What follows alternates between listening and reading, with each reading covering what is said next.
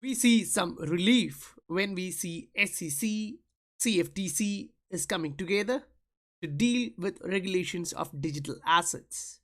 As previously we heard from CFTC executive that XRP is not a security, and when these guys are joining their hands, we also see something like this, right? $10,000 target for XRP.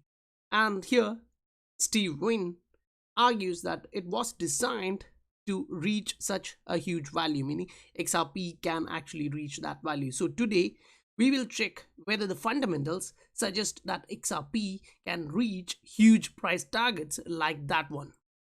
As the standards change, how will the future look like? I agree, Ripple is aiming for low value, high frequency payments as of now. But when Ripple partners itself, target and align towards high volume payments, that should also be considered when we analyze the holistic picture, because that shouldn't be actually missed there. And along with these, I will take you guys through reports from central bank payment news, and then from there about payments notebooks, and then the giants commercial banks like Santander has actually came up with their own report in which we actually understand a lot more. And then we'll finally step into the report from Ripple itself on the flywheel model. So where does these fundamentals point towards? Where should the price of XRP be? Is these fundamentals prepared for achieving XRP's huge price targets? Don't worry, we'll actually discuss through that, and that's actually coming up. So stay tuned. Welcome to the Scientific Investor family, where we discuss crypto and science behind investing regularly. SI family members recently said sometimes they actually forget to hit the like button. So if that's the case, I would actually like to actually request you guys, if you actually saw the value in the material described in the intro, please do hit that like button. Let's see how high can the likes from the SI family takes in numbers, right? So jumping back into the topic, we actually have information related to how the fundamentals are changing, right? And some are actually predicting $10,000 per XRP. So what's the reality like, right? But before that, I would actually like to highlight this because this is now trending. If you guys actually see someone saying you send 1,000 XRP, you send 1,000 BT, send 1,000 ether, I'll send you back double, don't actually ever fall to that. It's not that easy. Giveaways are 99.99% scams, so never fall for that. Why would you send someone without any proof that they are going to give you double back? So don't do that, don't fall for that. Okay, now when we actually see these regulations are actually stepping in, and this is actually going to be cool, we also have to understand that they are considering the entire market, right? So according to Ripple's general counsel, the United States may be falling behind other countries. They actually highlighted it a couple of times. So say for example, when they put this in Twitter, and it gets attention from a lot of high level managers in the administration of Trump, then automatically they will actually push that, okay, we can see that China is moving ahead, Europe is moving ahead, everyone is actually going above us. So United States is lagging in that particular area. So we don't actually want to continue as laggards. Instead, we would like to jump in, because as I told you guys, if we actually go in the report from the Ripple itself, we can actually directly see they actually show us the percentage of how many are coming in, and they actually highlight who are, say, how many percentage of them are early adopters, and how many percentage of them are kind of new guys who actually see value in this particular asset, but they were actually a bit slow to actually jump into this bandwagon. So when they actually discuss through that, you can actually understand it's digital bank, retail banks, then next wave of adopters. So next wave of adopters actually see the real value, and they will be here for long term. And the laggards here, you can actually see that in number of percentage who are too uncertain, it's 42% here. And even in the retail banks, you can see that. So when you consider digital banks and next wave adopters, one thing is for sure, that the next wave of adoption is here. It's not like it's not coming. So here they highlight that, not surprisingly, next wave of adopters, those nearing implementation, keep that in mind, those nearing implementation, meaning have actually started their pilots, tests, experiments way back. They are just here before the announcement or implementations. This was a 2019, and now we are nearing the swell event of 2020. So automatically, if we are going to get these, then we may actually get a direct pump from there. Now, based on that, if we look at this, I don't think just because of the swell announcements and these fundamentals, what we just saw will actually take the price to $10,000 XRP. But based on Ripple's prediction, or at least their target as of now, is one thing is interoperability. Now, this is from Volunteer, but the change into the ISO 20022 actually needs this their interoperability. Ripple is one of the pioneers in ISO 2 network at DLT aspect. Now, when Ripple is focusing on high frequency, low value payments, that doesn't actually mean Ripple is only going that way in the future. Because even if Ripple is kind of concentrating in that area for the next 2-3 years, Ripple partners like this, we actually previously described about Volunteer Pay, you know how it works, a Ripple API, how it works through that. So I hope it's actually clear for you guys. And if you haven't watched that video, you can actually check that here. Now, here it showcases that 2019 so over 167 million FedWire payments executed, the total daily value of $2.7 trillion, with average wire value of excess 4 million. So in the low value payments, we were actually talking about $356 to up to around $6,500 per payment, right? The average was. Whereas here we are talking something in excess of $4 million. That's actually huge value pay. Yeah, the frequency may be low, but the value of these payments are actually, and they actually highlights these type of payments are missed, duplicated, or delayed. Why? Because of the current legacy system or the traditional system can actually handle this. And when we say these type of payments, don't just think it's kind of retailers sending money from one areas to others. These wires are high value payments that settle residential, commercial mortgages, corporate syndicate loans, capital market transactions like that. And at that point, when you see capital markets, you actually something back we just discussed about capital markets, trade finance, and the cross-border payments, right?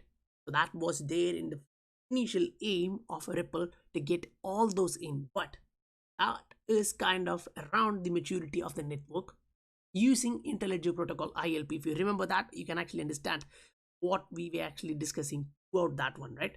So this is not just theoretically possible. In the first half of 2020, due to data breaches at key vendor in one case and in other cases, so that these are not just theoretical issues, these are being practically executed. Like they are sending money, but some cases they are not getting the direct payment, or the payment is being duplicated, it's being delayed, the usual SWIFT issues.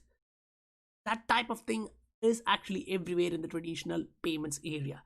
So that is why they're actually moving into a new one, right? They're actually looking into a new model which is cloud-based, to a modern cloud-based payments as a service solution. We just recently saw how it works with Ripple, right?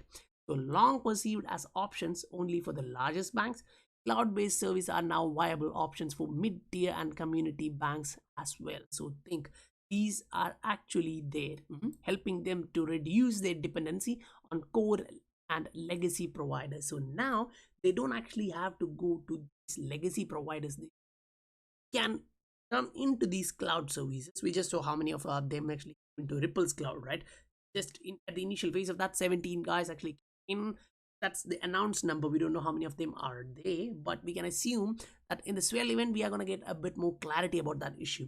So in this one, they actually shows a case in point is the First American Trust, FSP, $4 billion in assets financial institution that offers banking solutions for the escrow and real estate services. Now, when they are talking about this, do consider what they are using here. They are using Volunteer's technology as their service here. FedWire as service. Volunteer's technologies, FedWire as service. Running on Microsoft Azure to replace the bank's legacy FedWire processing solution. So they are actually replacing the legacy system there. We just talked about FedWire system and how these payments were actually going through the average payment in that particular network, right? So here it's talking about replacing the legacy FedWire processing solution and modernizing its payment processing infrastructure itself. we were actually describing this channel, we actually described that a lot using real documents. So I hope you guys don't have any kind of confusion in that area, because when we talk about that, the ability to quickly roll out new payment service in the future beyond Fedwise, such as ACH, Swift, and others, was also a fundamental measure. So this is here, ability to quickly roll out new payment structures. Once they actually confirm that they are ready, meaning the regulators are here saying it's okay, it's a green signal, you can go ahead, then we are for sure that it's actually going to kick in. Why this is going to kick in? We can see they are talking about the ISO 222 message support by all these institutions, and that leads to what? Interoperability, because they need interoperability between disparate settlement networks. Easier global communication, simple straightforward processing. So this has to be there, right? So this aspect of fundamental in one side is kind of okay, and we can understand that if that's the case and everyone is come on, yeah, maybe sometimes, but for sure it's not gonna happen like it's for sure 100%, because it's crypto industry and it's money and human psychology. No one knows what's gonna happen. But looking at the probability and odds from where we are now, around $0.2, talking about a $10,000 XRP at this point, I think it may actually take at least 2 to 3 market cycles to reach there, if at all it's gonna reach there. So when we actually look at other reports now, in the last video, we actually described about this one, central bank payment news, highlighting Ripple on the spotlight, right? So next one, that was issue 10 in October. Now we are jumping into issue 11 of November. Now, how this actually kind of points out, because they are actually talking about different way of central banks trying to actually coming in. We actually went to Payments Canada website previously. We actually read through that and detailed how they are actually modernizing their payment. So here the featured article itself is Payments Modernization Gains Momentum in Canada. How they are doing that, what they are actually looking inside, and everything. Okay? So in this one, when we actually jump into, I believe, 6, yep, crypto assets, legal, regulatory, and monetary perspective. So if you actually go back and if you actually want to read through this, this actually gives you a lot of insight. But remember, that's kind of a background now. And what it gives you is like the ability to actually correlate with whatever you are seeing now. Say, for example, when I'm reading through this particular aspect for XRP, so-called utility token, I can directly reflect back to my memory where I have actually read in which say crypto securities, crypto commodities, cryptocurrencies in one aspect of US, whereas in the European side they're considering it one as utility tokens and assets. So this particular utility token as a section gives you that it has a use case. So in the last document we actually detailed about that, right? Utility tokens are crypto assets with use case. So in that aspect, it's not just, the use case is not just being a store of value for being the purpose, just to serve the purpose of store of value. It has to be having some kind of using gold. We say it's scarce, but still, we don't know how much quantity is available. If you continue mining, you'll get it. At least from last thousands of years, it's been like that, and it will be continuing like that in for at least maybe 100, 200, 500 years. We don't know. But for these coins, we actually know that this will be the final amount. So it's actually scarce. Just that scarcity will not be providing that value. Whereas XRP is a utility token. Bitcoin, Ethereum, and Ripple's XRP, so-called utility tokens, used to access financial service to initial coin offerings back in 2017. And they actually just kick them out. They came in, pushed the brakes, and we know the history, right? How the price actually went down along with the market cycle. So in this particular aspect, when they are looking at payment, they are now looking at regulations. This document was back in November 2019, and now we get the news that SEC and CFT is joining their hand and moving towards this one. So that's kind of a positive approach in the same direction. They are not actually changing their direction, right? And the next one is actually from Oracle Financial Services. Payments 2.0, unleashing payments innovation as the edge in a digital landscape.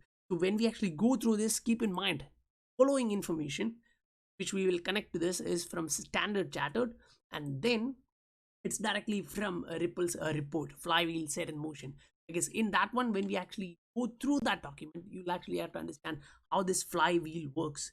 So I'll just show you the image of how this flywheel actually works, so you will actually understand when these guys are talking about how the infrastructure and the landscape is changing, how its API is connecting. Previously we just stated now that Volante is using Ripple's API for their payment settlement mechanism, right? In that aspect, when you actually come back here and see that, you should be able to understand what we are talking about here. Because interestingly, it says research indicates that volume of digital payments could reach 5 trillion worldwide by 2020. Now we are in 2020, we just have 6 months to go beyond, and the regulations are here.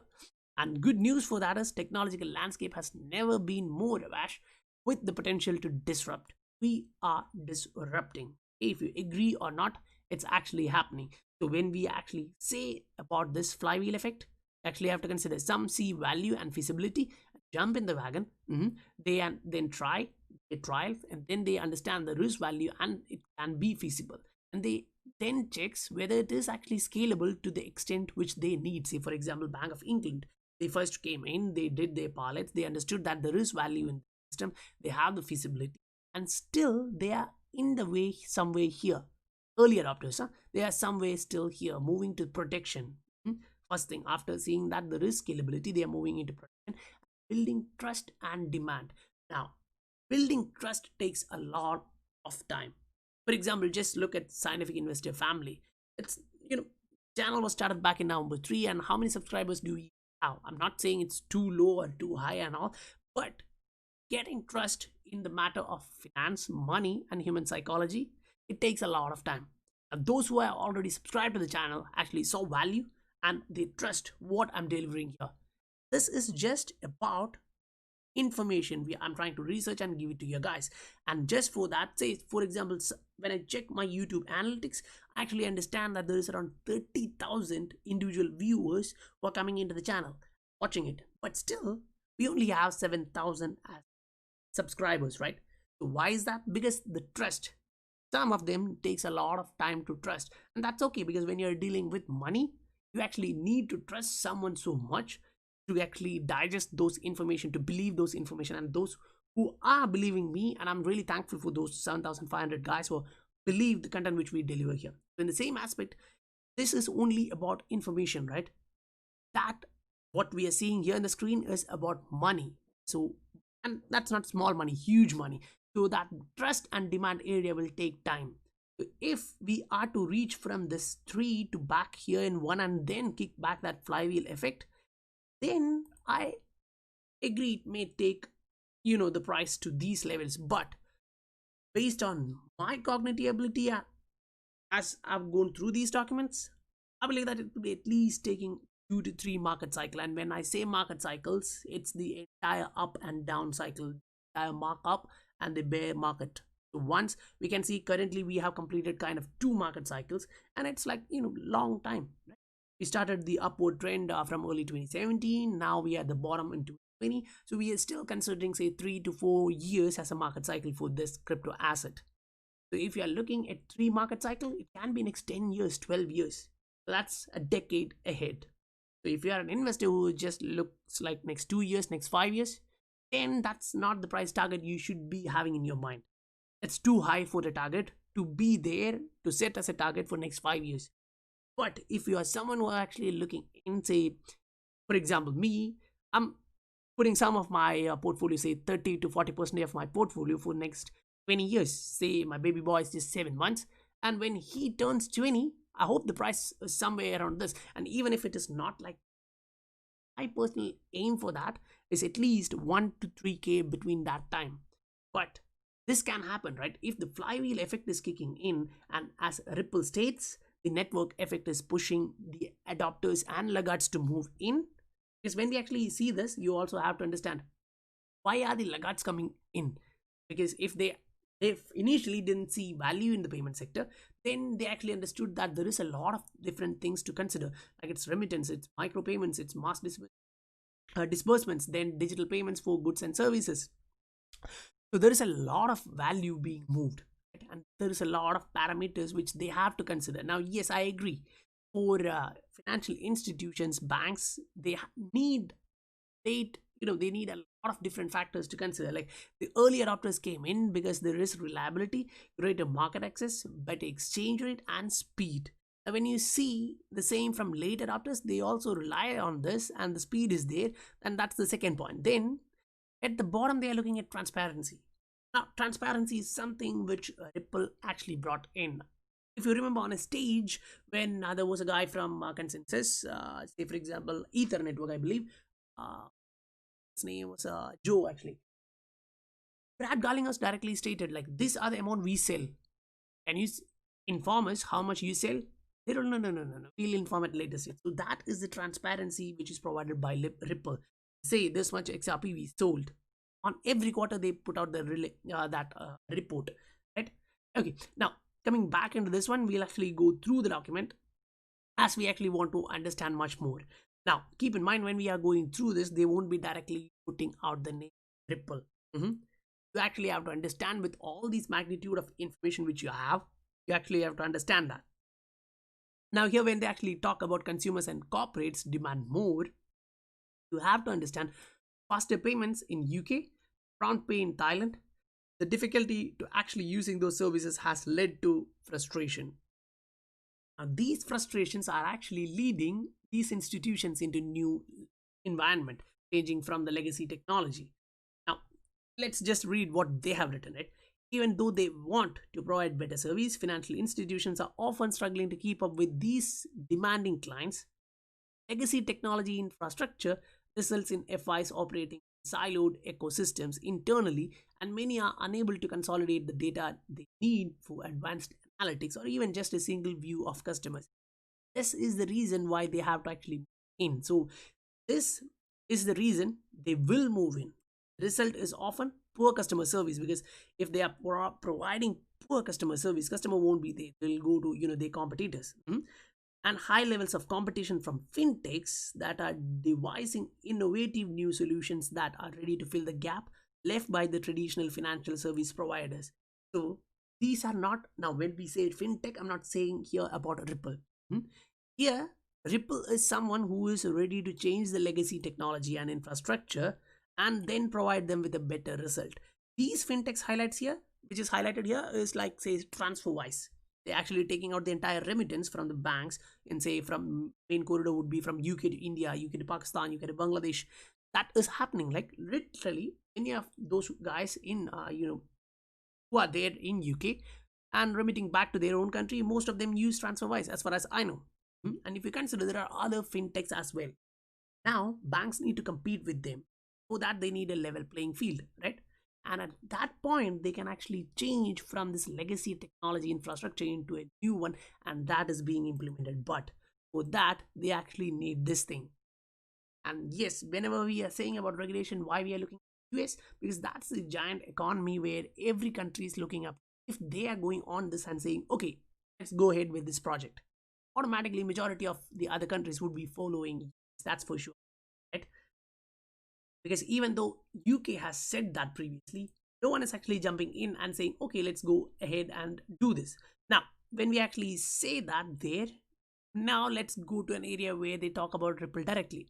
Along with participating in national initiatives for real-time consumer payments, leading FIs are also working with their own initiatives or in collaboration with initiatives such as Ripple. So who is actually doing that? Leading financial institutions are working on their own initiatives or in collaboration with initiatives such as Ripple. And why they are doing that? To make corporate payments faster, with blockchain having the potential to upend payments entirely. Now, I have to actually understand, when Ripple says they are concentrating on low value payments, what this is. This is not from say Ripple on report. This is from a next provider, Oracle. They do this research service for a lot of giant banking. What they say here is not like they are just dumping information. They do their proper research. They have their internal sources from where they collect the information and put these out. And understand, this is not an old article. They are citing even payments 2020 article from BCG, so that means this is a new article which came out this year. If you can't believe that, yes, there will be a lot of questions for you guys when that's happening. Oh, so in the background that's there. Yes, that's for sure in the background that's there, because as we talk here, when we come to the downside, we can actually see the new payments platform here. We actually describe the new payments platform here in this channel in detail, right? So I'm actually checking. I actually read that here in this.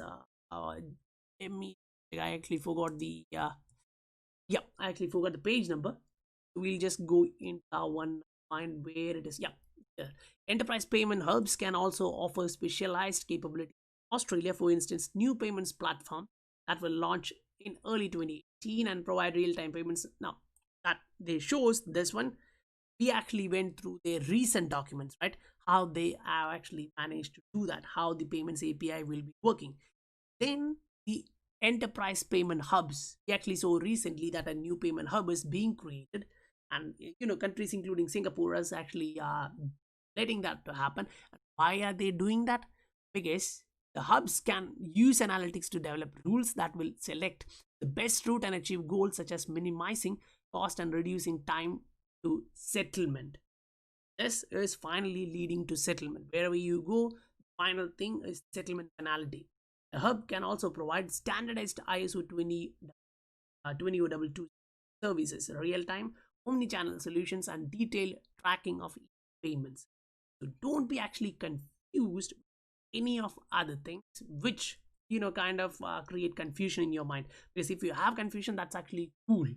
But do consider these wire transfers from Fed and others are huge value transaction.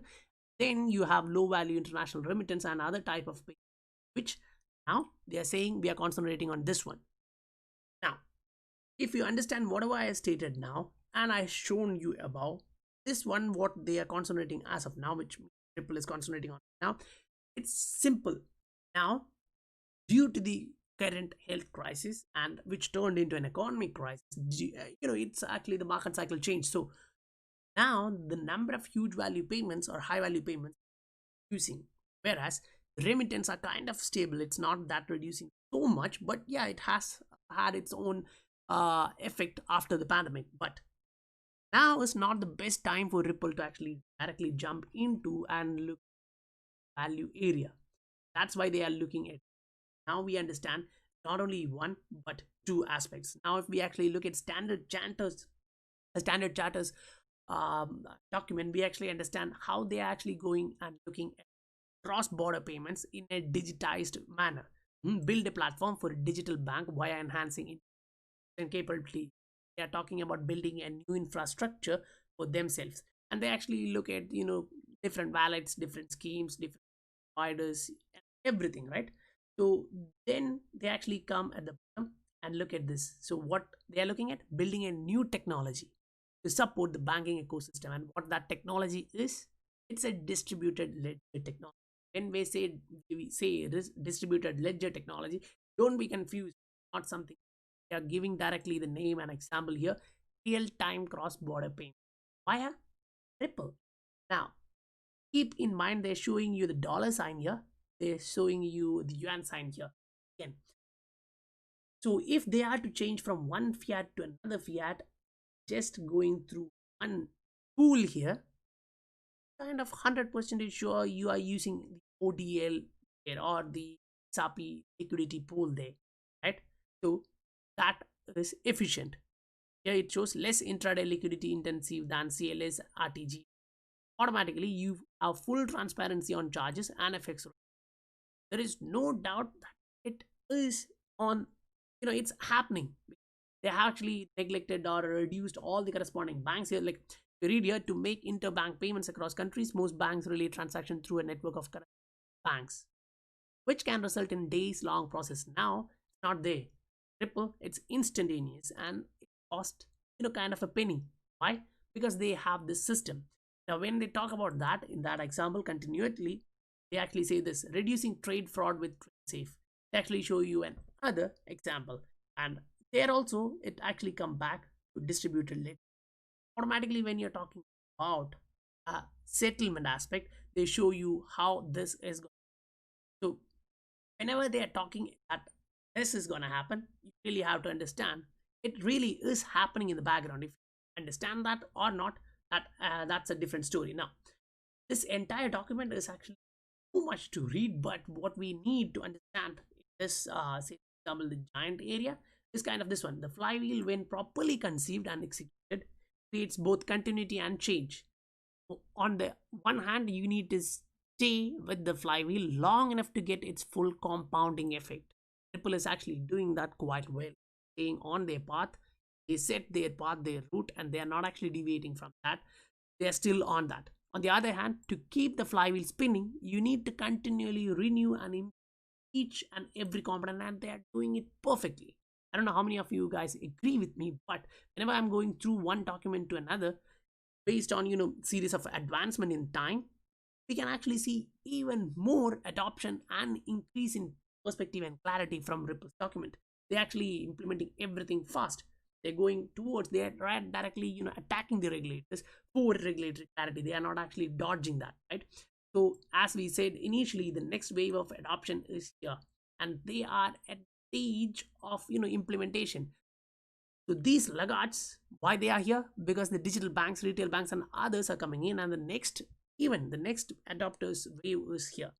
I remember when I showed you guys this previously, different document, they were actually talking about no one is actually going to come in anymore. They're not fooled. But thing is, we are being fooled if we think in that way. It's changing public sentiments by fintechs, banks, regulators, and regarding digital assets signals an increasingly vibrant market for this market is here to stay. Next 10 years, 20 years, 30 years, I don't know. But maybe this price is actually possible. But again, if we are to reach there, it should be like a huge change should be 90% of every payment should be goods. Now, there is kind of a huge take on this one. Like when we actually see this, you can actually see how these respondents are actually responding. Like the early adopters, respondents very extremely interested in digital assets. Early adopters, 85% of them are extremely interested in digital assets. Early majority, 75% of them are too. Even from the laggards, 51% actually want to use digital assets. Now just go to the company side of Ripple and you can see that you don't get much information about who actually came when. Previously was there, still now they say 300 plus customers. They previously we were able to see MX and a lot of other institutions. Even Google Ventures were actually initial supporters for Ripple, the company. Right? They are for sure interested in digital assets. If those companies are actually there, then you can actually conclude that the flywheel effect for this technology is here to stay, and it will spin even faster. And does that, the value will go so high. And when someone states that the value can actually reach this high, now you can say he's mad or whatever you want to say. But for example, whatever we described here, in order to reach that, the value should reach this. That's based on his ideology. Now, if I say yes, it may reach there, it can reach there, but keep in mind, it won't be happening in 1 year, 2 year, or 10 years. It may take even 10, 20 years. And how many of you guys will be here for that long? So that's doubtful, right? So if, for example, it goes to 10 to 20 or a $50 this market cycle, or even as per technical analysis, we can actually point it towards even $250. If that happens, how many of you will exit? Majority of you will exit for sure. That aspect, don't think we are going to see 10,000. At least maybe 1% of XRP holders who are here now listening to me may be here in next 10 years or 20 years, and they may actually see this price target. I think the episode is actually going too long, so I'll shorten it here. And again, as we just started in the initial, if you haven't liked the video yet, but you saw value in the content, please do support the channel, hit that like button. And if you haven't subscribed to the channel, or you are new here in this channel, please become a member of the Scientific Investor family just by clicking that subscribe button. We don't actually provide you extra paid services, buy this, or come into our this group, pay this much. I don't do that. I do everything for free. Why? Because you guys are spending your time here, and time is money. I believe those who are watching this actually value their time, and they're spending their time here in order to give back value to me. Now, yes, one of my viewer actually told, I actually saw one of the guy, stating to another guy in this high family that, don't sell t-shirts, t-shirts and all. We want to actually support you.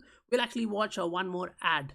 Now that's actually a huge support, because say, as I told, time is money. When they are actually ready to watch one more ad, say more than 40 seconds, I'll actually say to entire family here, if you are watching an advertisement, I'll say don't watch more than 40-45 seconds if it's more than that.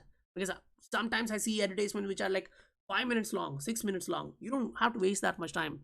Because as far as I'm concerned, I think YouTube itself considers 40-45 seconds. If you watch 45 seconds of a video in the advertisement, they consider it as a monetized playback. So it's okay. Because if we have 10,000 views, like 30% of them watches ads. So when I say I'm not selling anything, that doesn't mean that I'm making a lot of money in this. I consider, I've put 3 to 4 hours in this one, making these videos. $10 to $15 for that 3-4 hours is nothing. You can even consider, say, being someone with a master's degree and doing my doctoral degree. Even as a research assistant, I get way more than that on an hourly basis. So, you can understand why I'm doing this. It's my hobby, it's my passion, and I believe of informing and educating a community. Because after 2 to 3 years, when we reach the highs of a market cycle, we'll really have a huge community all around the world, and one way or the other, and one region or the another, we'll all meet up as a family. So if you guys, again, so value in the video and want to support the channel, do hit that like button. I'll meet you guys on the next video. Bye for now.